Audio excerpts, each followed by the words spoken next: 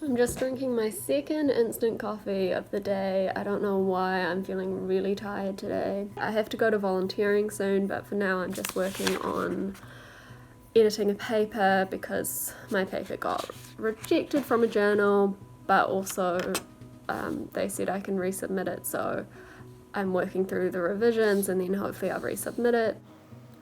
I'm also feeling a bit anxious today because in New Zealand we've just moved to the red level traffic light, which is, we were in orange before, so it's like extra restrictions. And I had something that was planned on campus today and they haven't emailed yet. I assume it's going to be online, but they haven't said anything, so I'm like, is it then still on campus? Like, I really don't know. And I find it stressful when I don't know what's happening in my day, which I think is pretty normal, really. Like, I think people like to know what they have coming up ahead of them within the next few hours.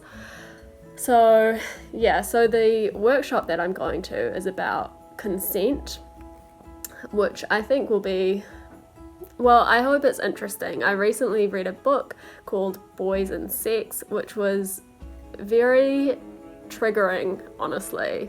Like, I think it was really interesting, but also for anyone that has been sexually assaulted or dealt with harassment or catcalling or any kind of, or basically looks like a woman, probably will be slightly triggered by that book. And yeah, so that has been on my mind a lot. But last night I also watched a TV show, and it was a medical show, and in it they had someone come in with anorexia, and I didn't find it triggering, I don't think, but I do find it sad and frustrating that people with anorexia are still so often depicted as really, really thin and underweight, and that's when they're most at risk.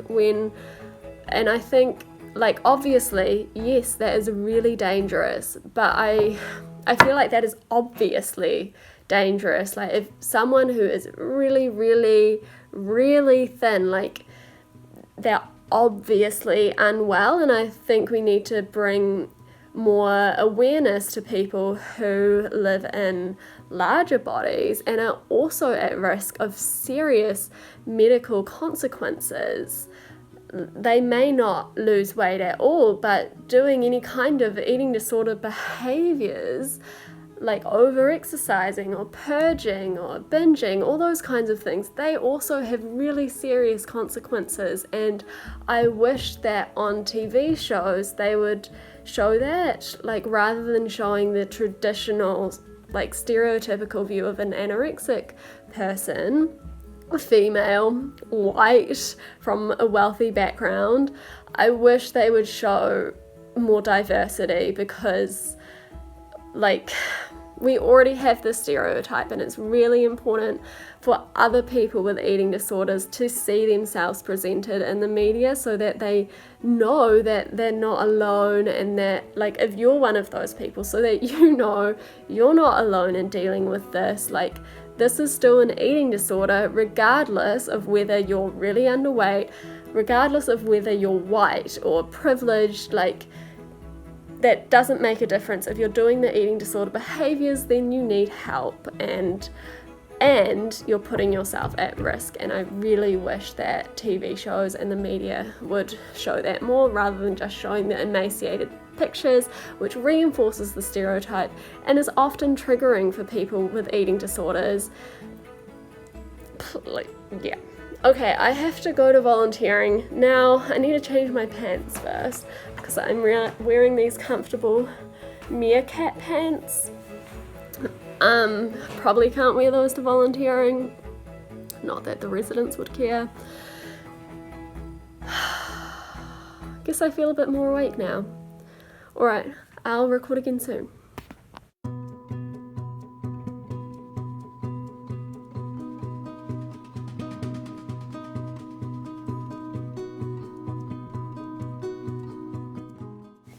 So I just had banana.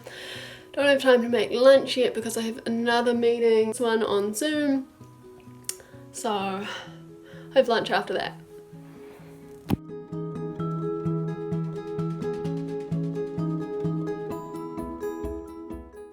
So I don't know what has happened to the workshop that I was meant to attend. I thought it would be online because in our current setting we're students are discouraged from going on campus, but I haven't heard anything, and it was meant to start 20 minutes ago, so I guess that's not happening for me. So I've had a shower, my first meeting of the day is done, volunteering is done, and I'll probably just be at home for the rest of the day, which makes me quite happy. Sometimes I feel like the best part of going out is getting to go home at the end. I'm very introverted. So anyway, I've made myself a smoothie with berries and bananas, and yes, you can eat more than one banana in a day. And I've also got another coffee because I'm tired.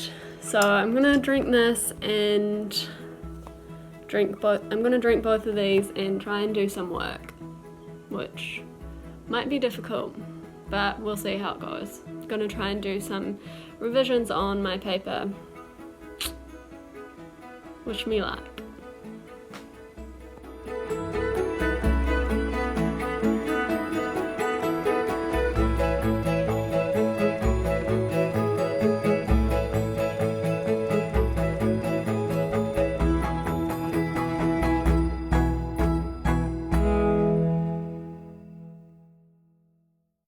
I've made some progress and I will keep going probably, but I just wanted to say as well, because I realised that I'm feeling quite bloated today. That is very normal. It's very normal to get bloated sometimes, especially after eating, and you don't need to do anything to reduce your bloating or fix bloating or anything, or use some preventative mechanism to not get bloated in the first place. Like, bloating is just a very normal part of eating food and digesting it, and especially in the early days of recovery, when your body is still getting used to eating certain foods again, the bloating can be quite painful. That doesn't really happen to me anymore at all, but even so, when I'm bloated, I don't like wearing tight pants or something, so having a couple of pairs of comfortable pants around is very important for your life, I think. Well, I have not done very much, but it's still, it's very early. It's like only almost 3:30, but this is usually my unproductive time of the day, so I'm just gonna start preparing dinner now for when my parents get back later, and then I'll finish doing it later and serve it up then, obviously. I don't eat at like 3:30, but... What? Okay. Yep. I used to be really scared of using oil, but oil is very important for your health, and it also is what makes food taste good. It carries the flavour, and food does not taste good without it.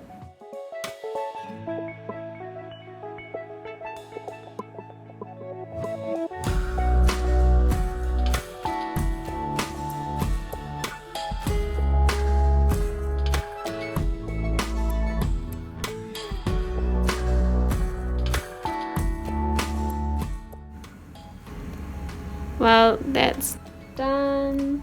So this is a roasted vegetable risotto or orzo with almonds on top, and I'll put the parsley on later.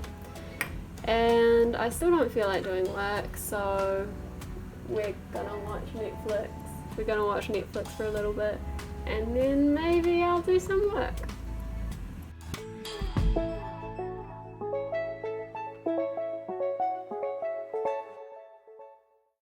So I now need to go to the airport to pick up my parents who are flying back. They had a weekend away, and I think in the past I would have been quite anxious about this actually, because I would have taken the opportunity while they were away to restrict my intake, and then coming back would mean that I would have to eat more food. But of course that didn't happen this time, and so I'm looking forward to them being back. I think it will be nice to see them again. I like cooking for them, so I've cooked dinner for them already and for me, and because you're never, like, recovery is for you, like recovery is for me. It was never something I did for other people. Of course it's helped my parents feel less worried about me when they go away and they feel like they can go away, but like ultimately this is my life, and I don't want to live my life that when I'm alone I just restrict my intake and eat crappy diet versions of meals. So yeah, and what has helped with that in the past is organising to go out with friends, or organising friends to come over, or my partner to eat with me for meals that maybe I'm particularly worried about. And that's a really hard thing to do. It's super hard because you're going against your eating disorder, right? It feels wrong in the moment asking someone for help and doing the actions, but it's a good strategy for the long term and for your recovery. Okay, I better go.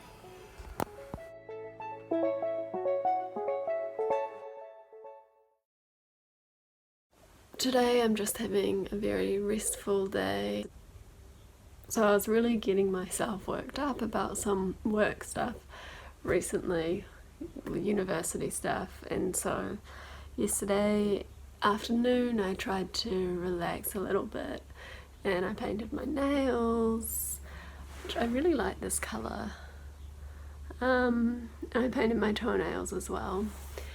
And today is Saturday, and I'm also trying to just relax a bit more and do nice things. It does help when I am with people who have a more relaxed approach to life and do prioritize resting more than I do, and I really need to keep practicing resting, I think. My boyfriend is going to come over shortly and we're going to watch some Netflix.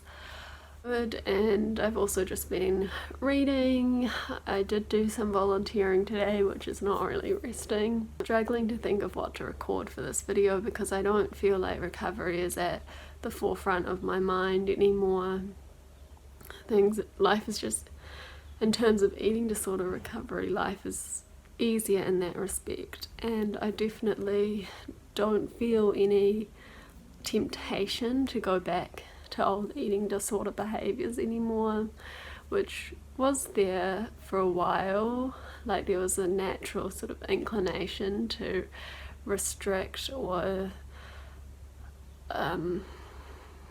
mainly that's it, to restrict my food when I was feeling bad or something, I was stressed or something like that, or if I'd eaten more in the morning to eat less in the afternoon, those sorts of inclinations, but those have really dissipated now. And when I'm going through something stressful, like recently with work, it has been quite stressful, like this year and last year as well was very stressful.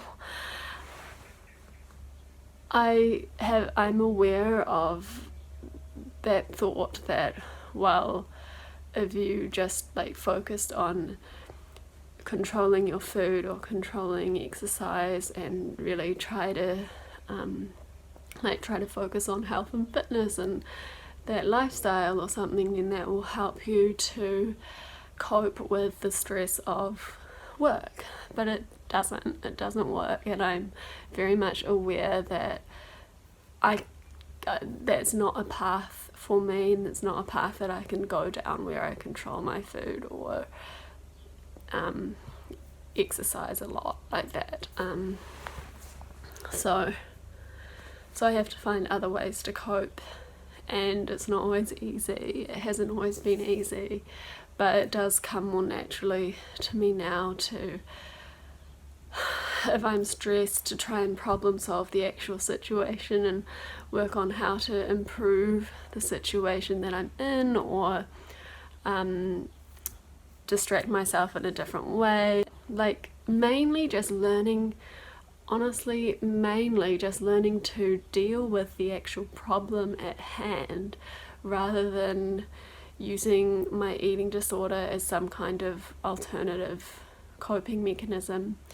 And I think Mixie Recovery talked about this and highlighted it really well. The eating disorder is like, as a coping mechanism, it's like painting the wall when you have a leaky tap or something like that. Like, you're trying to you're trying to cope by doing something that's not actually related to the problem, and actually you're causing more harm at the same time. So, which that analogy I just used didn't quite encapsulate that. I think she used a different one that I can't remember. So I do find these videos quite hard to record sometimes because I feel kind of removed from that eating disorder mindset that I used to be in, but I also find them helpful for reminding myself regularly why it is so important to always continue on this track, and to remind myself where I have come from and what I've been through, and why like that health and fitness lifestyle or restricting my food for any reason whatsoever just doesn't, or controlling my food in any way, just does not work for me and is never a good idea. So I'm gonna go watch Netflix now and just continue relaxing, even though it feels a little uncomfortable. I hope you're doing well, sending lots of love to you, and I'll try to record again soon. Okay, bye.